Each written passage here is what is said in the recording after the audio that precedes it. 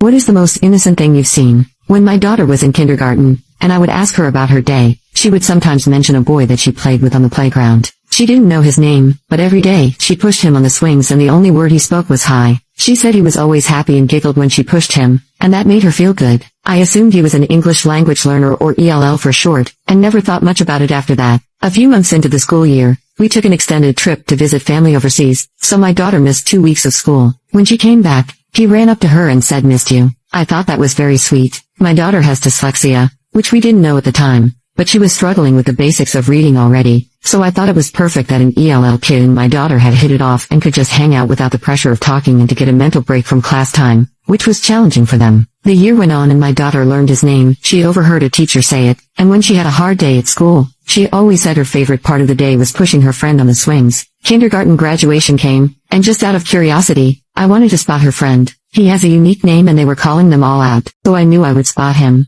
I was hoping to find his parents afterward and tell them how much I appreciated his friendship with my daughter. All 4 classrooms came out and they called out names and his wasn't one of them. Then trailing slightly behind were a couple of kids from the special education room. We're an autism inclusion school and also support other disabilities. Well, the last kid to come in was him. Just like my daughter described, he had a huge smile. He also had a lot of disabilities, physical and intellectual. He wasn't ELL, rather he was mostly nonverbal. She found him after the ceremony and they said hi, but his aide walked him out and it didn't seem as though his parents had made the ceremony. The next year in 1st grade, my daughter was sad that he wasn't at recess with her anymore. She saw him occasionally across the play yard, but he had to take recess with the kindergarteners. I probed her a bit about him and asked if he was different than the other kids. She said, yeah, he's not very good at talking. That was all she could come up with. To her, he was simply her friend. None of the rest mattered. I wish she could stay this innocent forever.